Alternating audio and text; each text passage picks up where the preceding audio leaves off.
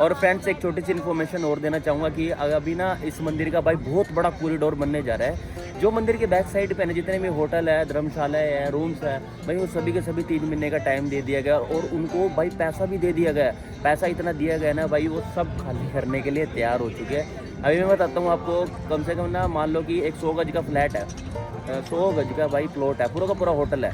तो उसकी जो कीमत है ना 55 से 60 लाख रुपए उन्होंने मेरे को बताई है। लेकिन अब उनको पैसा दिया गया भाई कम से कम 1 करोड़ 25 लाख, यानी कि 75 लाख रुपए का फ़ायदा 3 महीने के अंदर।